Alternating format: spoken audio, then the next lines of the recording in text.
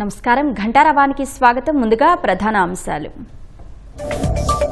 ఇంధన పొదుపు చర్యలే ప్రధాన అజెండా. నేటి కేబినెట్ భేటీలో కీలక నిర్ణయాలకు అవకాశం.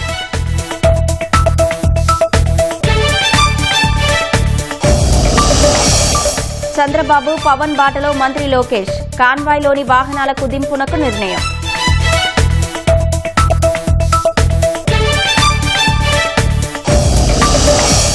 పులివెందులలో 13 మంది దొంగల అరెస్ట్. భారీగా బంగారం, బైక్లు, నగదు స్వాధీనం.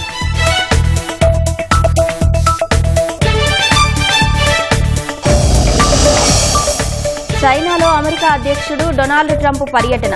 బీజింగ్లోని గ్రేట్ హాల్ ఆఫ్ పీపుల్ వద్ద ఘన స్వాగతం.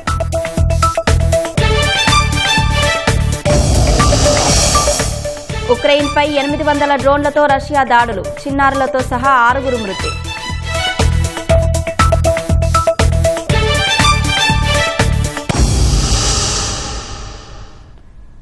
రాష్ట్రంలో పొదుపు చర్యలు చేపట్టడమే ప్రధాన అజెండాగా నేడు కేబినెట్ భేటీ జరగనుంది. ప్రధాని నరేంద్ర మోదీ ఇచ్చిన పిలుపు మేరకు తీసుకోవాల్సిన చర్యలపై అమాత్యులు చర్చించి కీలక నిర్ణయం తీసుకోనున్నారు. తిరుపతి సమీపంలో రాయల్ ఎన్ఫీల్డ్ పరిశ్రమ ఏర్పాటుతో పాటు 25 ప్రాజెక్టులకు సంబంధించి 2 లక్షల కోట్ల పెట్టుబడులకు మంత్రివర్గం పచ్చజెండా ఊపనుంది. విశాఖలో 1,00,000 కోట్లతో రిలయన్స్ డేటా సెంటర్, సత్యసాయి జిల్లాలో 51,000 కోట్లతో సోలార్ పవర్ ప్లాంట్, కడపలో 12,000 కోట్లతో Adani hydro energy pumped storage ప్రాజెక్టులకు ఆమోదం లభించనుంది. మొత్తం 25 ప్రాజెక్టులకు మంత్రివర్గం గ్రీన్ సిగ్నల్ ఇవ్వనున్నట్లు తెలుస్తోంది.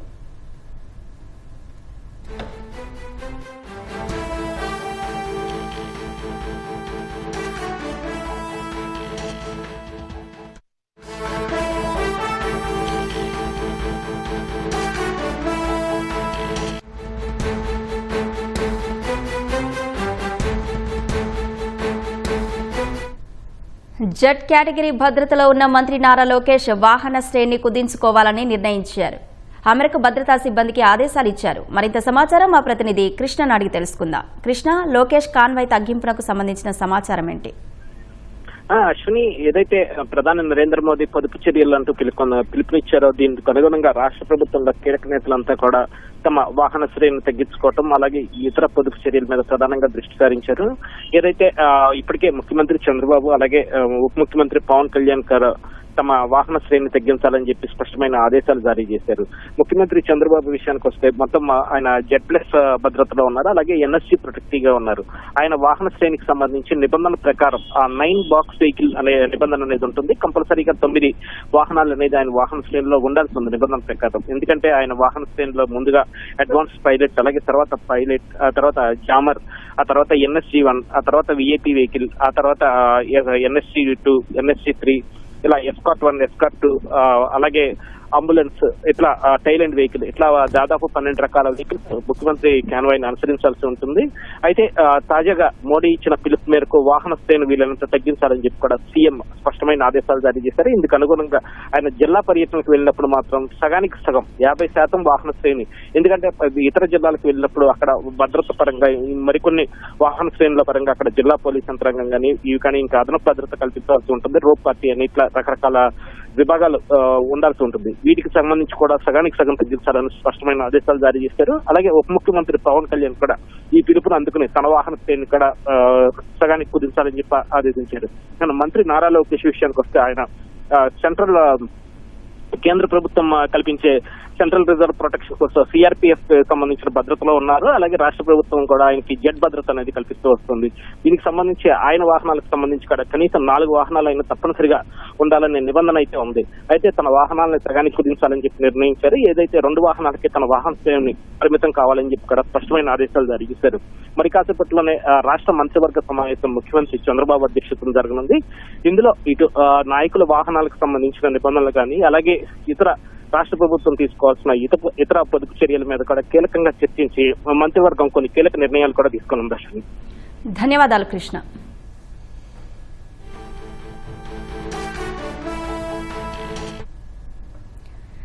ట్రాన్స్జెండర్ల సంక్షేమంపై నేడు సచివాలయంలో కీలక సమావేశం జరగనుంది. ప్రభుత్వం ఏర్పాటు చేసిన ట్రాన్స్జెండర్ల సంక్షేమ బోర్డు తొలిసారి భేటీ కానుంది.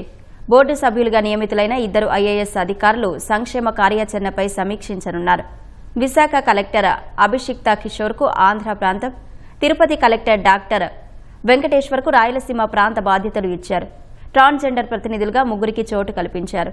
తూర్పుగోదావరి, గుంటూరు, ఒంగోలు నుంచి కోట ప్రేమ్ సాగర్ రాయ్, నక్కా జీవన్ కుమారి, బోను దుర్గకు సభ్యులుగా అవకాశం కల్పించారు. పదవీకాలం 2 ఏళ్లుగా నిర్ణయించారు.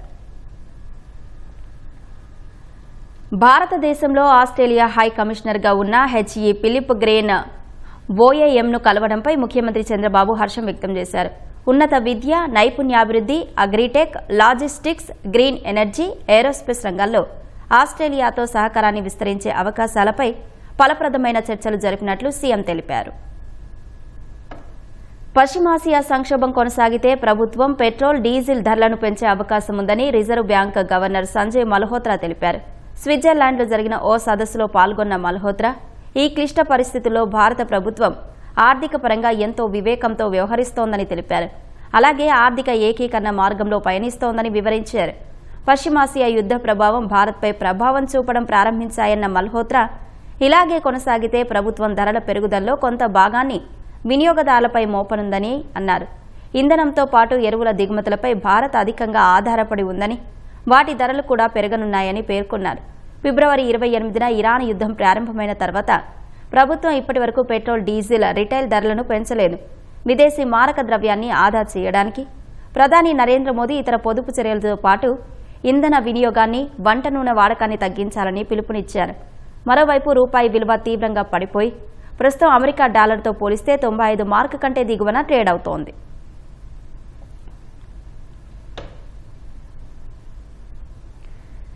చైనాలో అమెరికా అధ్యక్షుడు డొనాల్డ్ ట్రంప్ పర్యటన కొనసాగుతోంది. సుదీర్ఘ విరామం తర్వాత చైనా గడ్డపై అడుగుపెట్టిన ట్రంప్నకు బీజింగ్లో చైనా అధినేత జిన్పింగ్ ఘన స్వాగతం పలికారు.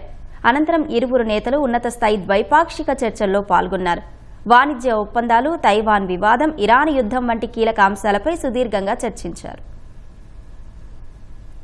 చైనాలో పర్యటిస్తున్న అమెరికా అధ్యక్షుడు డొనాల్డ్ ట్రంప్నకు ఆ దేశ అధినేత షీ జిన్పింగ్ ఘన స్వాగతం పలికారు. చైనా రాజధాని బీజింగ్లోని గ్రేట్ హాల్ ఆఫ్ పీపుల్ వద్ద జిన్పింగ్ ఆయనకు రెడ్ కార్పెట్ స్వాగతం పలికారు. చైనా త్రివిధ దళాలు సమర్పించిన గౌరవ వందనాన్ని ఇరు దేశాధినేతలు స్వీకరించారు. ఈ సందర్భంగా చైనా కళాకారుల బృందం సాంస్కృతికంగా ఆకట్టుకుంది.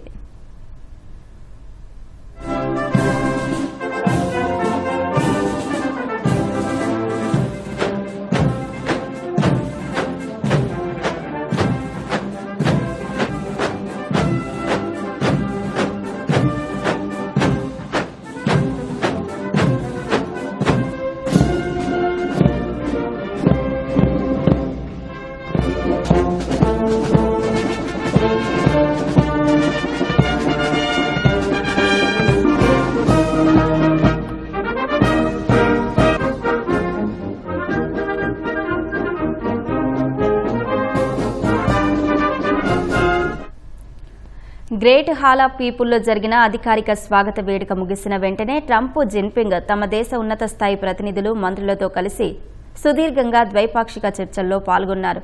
వాణిజ్య లోటును తగ్గించడం, అమెరికా నుంచి వ్యవసాయ ఉత్పత్తుల కొనుగోలు చేయాలని ట్రంప్ కోరినట్లు సమాచారం.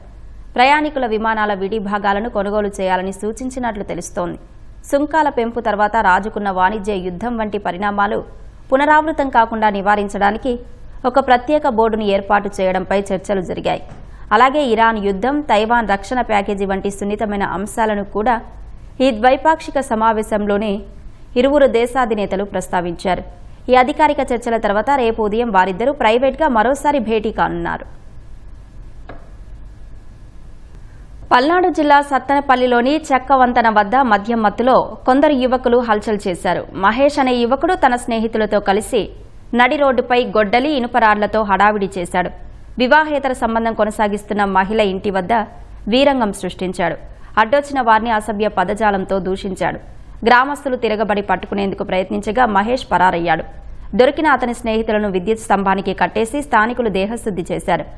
మహిళ భర్త నాగరాజు ఫిర్యాదుతో పోలీసులు కేసు నమోదు చేశారు. విజయవాడ, తిరుపతిని గ్రేటర్ నగరాలుగా తీర్చిదిద్దే దిశగా ప్రభుత్వం కీలక అడుగులు వేస్తోంది. పంచాయతీల విలీనంతో నగరాల విస్తీర్ణం విపరీతంగా పెంచి అభివృద్ధికి కొత్త దిశ చూపే ప్రయత్నం మొదలైంది. విశాఖలోనూ మరిన్ని పంచాయతీలు చేర్చి మహానగర విస్తరణకు కసరత్తు చేస్తోంది. జనగణన పూర్తయ్యేలోగా ప్రక్రియ పూర్తి చేసి పట్టణాభివృద్ధికి బలమైన పునాది వేయాలనే లక్ష్యంతో ప్రభుత్వం ఉన్నట్లు తెలుస్తోంది. రాష్ట్రంలో విజయవాడ, తిరుపతి గ్రేటర్ ప్రతిపాదనలకు కదలిక వచ్చింది. 2 చోట్ల కలిపి 10 మండలాల్లో 138 గ్రామ పంచాయతీల్ని విలీనం చేసే అంశాన్ని ప్రభుత్వం పరిశీలిస్తోంది. దీంతో వాటి విస్తీర్ణం పెరిగి 2 నగరపాలక సంస్థలు గ్రేటర్గా అవతరించనున్నాయి. మహావిశాఖపట్నం నగరపాలక సంస్థలో 64 పంచాయతీల్ని విలీనం చేసే ప్రతిపాదనలు తెరపైకొచ్చాయి. జనగణన ప్రక్రియ పూర్తయ్యేలోగా 3 నగరాల్లోనూ ఇందుకు సంబంధించిన ముందస్తు ప్రక్రియ పూర్తి చేయాలని పురపాలక శాఖను ప్రభుత్వం తాజాగా ఆదేశించింది. గ్రేటర్పై ఈపాటికే నిర్ణయం తీసుకోవాల్సి ఉండగా జనగణన కారణంగా పక్కన పెట్టారు.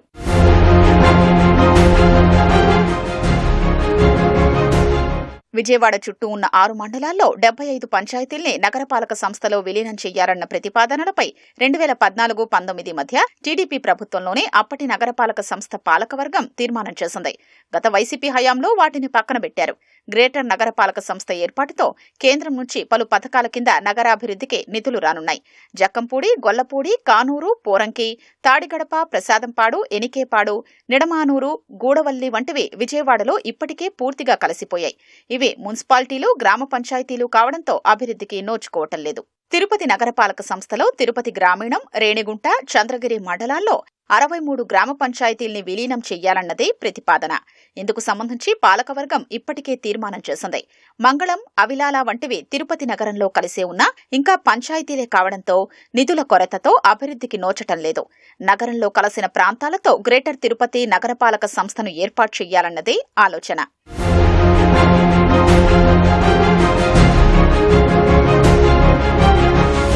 గ్రేటర్ విశాఖపట్నం నగరపాలక సంస్థలో ఆనందపురం, పద్మనాభం, పెందుర్తి మండలాల్లోని 64 గ్రామ పంచాయతీల్ని విలీనం చెయ్యాలన్నది ప్రతిపాదన. వీటిలో 60% పంచాయతీలు ఇప్పటికే నగరంలో కలిసిపోయాయి. వాటికి మౌలిక సదుపాయాలు కల్పిస్తే మరింత అభివృద్ధి చెందనున్నాయి.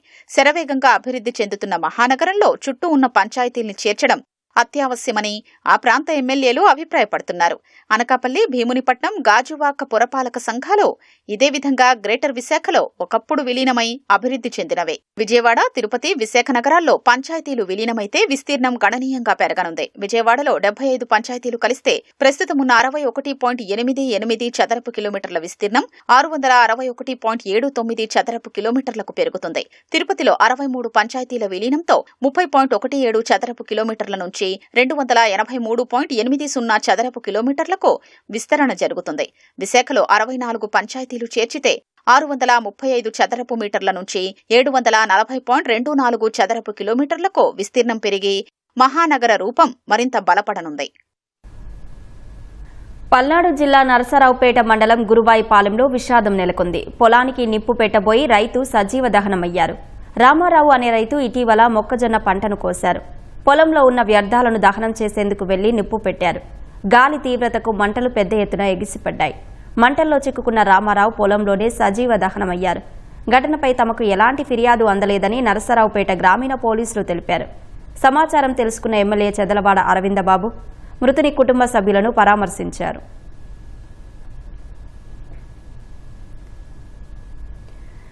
అద్దె భవనాల్లో సరైన వసతులు లేక ఇరుకైన పరిస్థితులతో ఇబ్బందులు పడుతున్న బీసీ గురుకుల విద్యార్థులకు ప్రభుత్వం ఊరట కల్పించేందుకు సిద్ధమైంది. శాస్కీ పథకం కింద కొత్త భవనాలు నిర్మించనుంది. బాలికల గురుకులాలకు మొదట ప్రాధాన్యం ఇవ్వనుంది. ఇరుకు గదులు, సరిపడాలేని మరుగుదొడ్లు, నీటి కొరత ఇలాంటి అసౌకర్యాలతో అద్దె భవనాల్లో బీసీ గురుకులాల విద్యార్థులు పడుతున్న ఆకచాట్లకు కూటమి ప్రభుత్వం చెక్ పెట్టనుంది. కొత్తగా 10 చోట్ల బీసీ గురుకులాలకు కొత్త భవనాలు నిర్మించనుంది. ఇందుకు ముఖ్యమంత్రి చంద్రబాబు పచ్చ జెండా ఊపారు.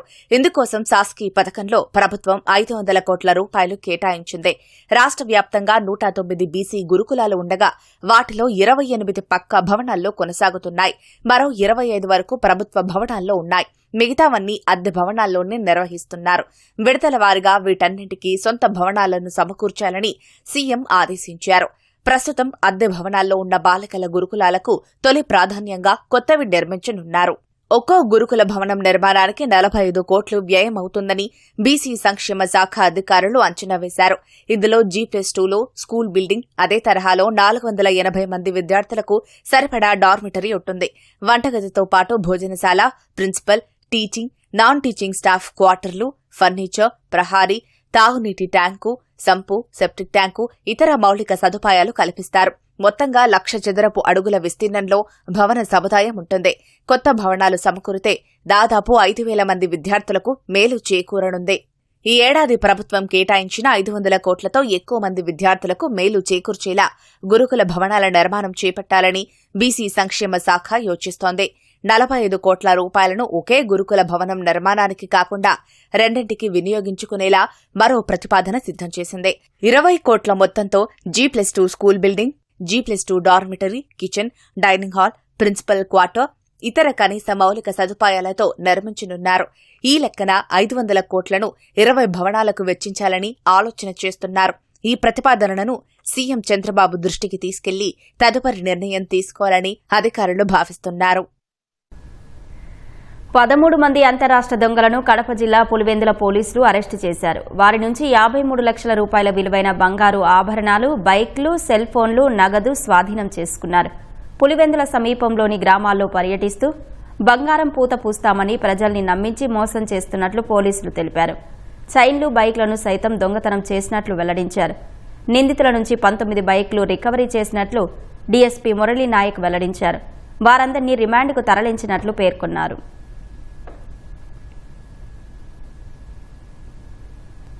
తూర్పుగోదావరి జిల్లా దేవరపల్లి మండలం ఎర్నగూడెం హైవేపై ప్రైవేటు ట్రావెల్స్ బస్సును లారీ ఢీకొట్టింది. ఈ ప్రమాదంలో ఒకరు మృతి చెందగా 16 మందికి గాయాలయ్యాయి. బస్సు రాజాం నుంచి విజయవాడ వెళ్తుండగా ప్రమాదం జరిగింది. క్షతగాత్రులను గోపాలపురం ప్రాథమిక ఆరోగ్య కేంద్రం, రాజమహేంద్రవరం ఆసుపత్రికి తరలించారు. లారీ, బస్సు డ్రైవర్ల పరిస్థితి విషమంగా ఉన్నట్లు సమాచారం. ప్రమాదంలో మరణించిన వ్యక్తి రాజాంకు చెందిన సాయి అనిల్ కుమార్గా గుర్తించారు. లారీ డ్రైవర్ నిర్లక్ష్యం, నిద్రమత్తు వల్లే ప్రమాదం జరిగిందని ప్రయాణికులు చెబుతున్నారు. ఘటనాస్థలికి చేరుకున్న పోలీసులు వివరాలు సేకరిస్తున్నారు. రాజంలో ఎక్కాము. 3:30 ఆ టైంలో మంచి నిద్రలో ఉన్నారు. ఇలా యాక్సిడెంట్ జరుగుతుందని అసలు అనుకోలేదండి. అసలైన విషయం ఏంటంటే అందరూ చిన్నపిల్లలు ఉన్నారండి. అందరూ సేఫ్ గా దిగడమే పెద్ద విషయం అండి. అసలు చాలా ఘోరంగా ఉందండి యాక్సిడెంట్. చాలా భయపడ్డామండి. మేము రాజంలో బస్సు ఎక్కామండి. ఇక్కడికి వస్తాడు 3:30 అయ్యేసరికి యాక్సిడెంట్ ఎలా జరిగిందో కూడా మాకు తెలియకుండా మాకు జరిగిపోయింది. మేము అందరం బతికి బయటపడ్డాము. మేము చనిపోయాము అనుకున్నాం. మేము డ్రైవర్ సేవ్ చేసేటప్పటికి ఏది గుద్దిందో కూడా మాకు తెలియలేకపోయిందండి. పిల్లలు సీట్ల కిందకి వెళ్ళిపోయారు. మాకు మొత్తం వెనక సీట్లు మొత్తం నొక్కేసాయి. మాకు ఒక అతను చనిపోయాడు. బీడీ చేసిన అతను చనిపోయారు. కొంతమందికి కాలుకి చేతులు ఇరిగిపోయాయి. చాలా మందికి. బస్సు 6:30కి స్టార్ట్ అయింది ఇక్కడ రాజంలో. అయితే 3:30 ఆ టైం అప్పుడు లారీ రివర్స్ లో వచ్చి గుద్దిందంట. ఫ్రంట్ కి గుద్దేసింది.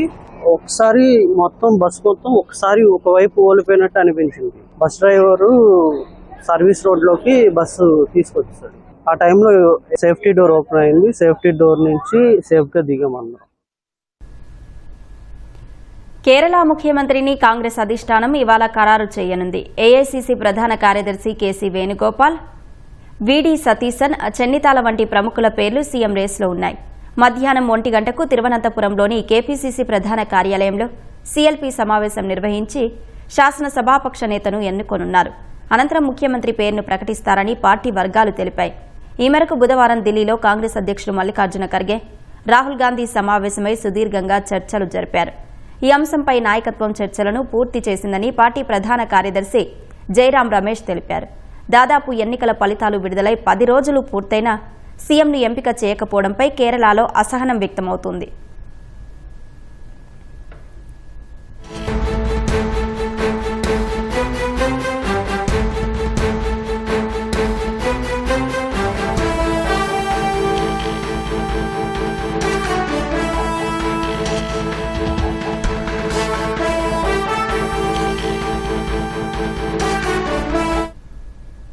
నైరుతి పశ్చిమ మధ్య బంగాళాఖాతం సమీపంలో అల్పపీడనం ఏర్పడింది. మరింత సమాచారం మా ప్రతినిధి ఆదిత్య పవన్ అడిగి తెలుసుకుందాం. ఆదిత్య పవన్, బంగాళాఖాతం అల్పపీడనానికి సంబంధించిన సమాచారం ఏంటి? నైరుతి బంగాళాఖాతం, పశ్చిమ మధ్య బంగాళాఖాతం రెండు పరిసర ప్రాంతాల్లో సుస్పష్ట అల్పపీడనం కొనసాగుతుంది. అల్పపీడనం బలపడి సుస్పష్ట అల్పపీడనంగా ఉంది.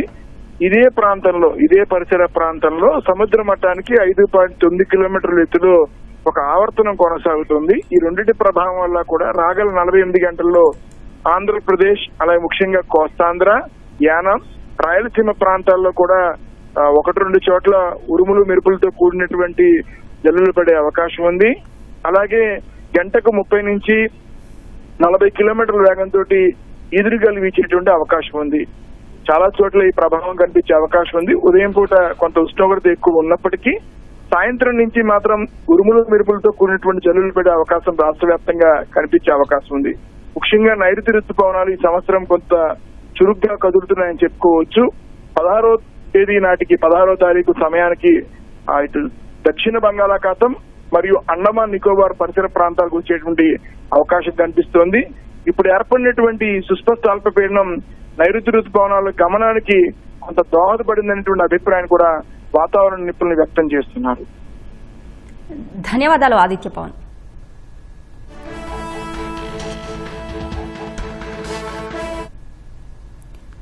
ప్రస్తుతం సిబిఐ డైరెక్టర్ గా పనిచేస్తున్న 1986 బ్యాచ్ కర్ణాటక క్యాడర్ ఐపీఎస్ అధికారి ప్రవీణ్ సూద్ పదవీ కాలాన్ని కేంద్రం మరో ఏడాది పొడిగించింది. ఈ నెల 24తో ముగియనున్న ఆయన పదవీ కాలాన్ని ఏడాది పాటు పొడిగిస్తున్నట్లు కేంద్ర సిబ్బంది వ్యవహారాల శాఖ ఉత్తర్వుల్లో జారీ చేసింది. ప్రధానమంత్రి నరేంద్ర మోదీ, సుప్రీంకోర్టు ప్రధాన న్యాయమూర్తి జస్టిస్ సూర్యకాంత్, లోక్సభ ప్రతిపక్ష నేతతో కూడిన ఎంపిక కమిటీ చేసిన సిఫార్సుల మేరకు నియామకాల కేబినెట్ కమిటీ ఈ నిర్ణయం తీసుకున్నట్లు సిబ్బంది వ్యవహారాల శాఖ తెలిపింది. ఈ ఎంపికకు సంబంధించి మంగళవారం ప్రధానమంత్రి ఆధ్వర్యంలో జరిగిన సమావేశంలో రాహుల్ గాంధీ తన భిన్నాభిప్రాయ లేఖను సమర్పించారు. ప్రవీణ్ సూద్ 2023 మే 25 నుంచి సిబిఐ డైరెక్టర్గా కొనసాగుతూ వస్తున్నారు. మతపరమైన అంశాల్లో న్యాయ సమీక్ష పరిధి చాలా పరిమితంగా ఉంటుందని, వాటిని చట్టసభలకు వదిలివేయాలని కేంద్ర ప్రభుత్వం తెలిపింది. కేరళ శబరిమల ఆలయంతో పాటు వివిధ ప్రార్థనా స్థలాల్లో మహిళల పట్ల వివక్షపై దాఖలైన వ్యాజ్యాల విచారణ 15వ రోజు సుప్రీంకోర్టులో కొనసాగింది.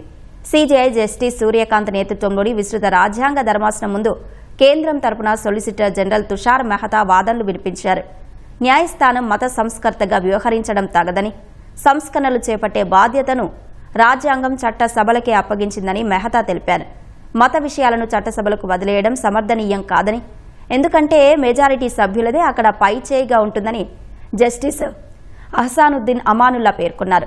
ప్రజాస్వామ్యం నిస్సందేహంగా సంఖ్యాపరమైన బల పరీక్షే ఒక పని చేయాలని అత్యధికులు నిర్ణయించినప్పటికీ అది రాజ్యాంగ సూత్రాలకు అనుగుణంగా ఉందో లేదో పరీక్షించి నిర్ధారించే బాధ్యత న్యాయస్థానాలదేనని జస్టిస్ జోయ్ మాల్యా బాగ్చి తెలిపారు.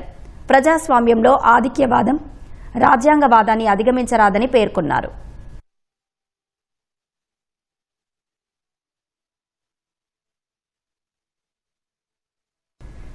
ఉక్రెయిన్పై రష్యా దళాలు మరోసారి విరుచుకుపడ్డాయి. సుమారు 20 ప్రాంతాలను లక్ష్యంగా చేసుకుని కనీసం 800 డ్రోన్లతో దాడులు చేశాయి.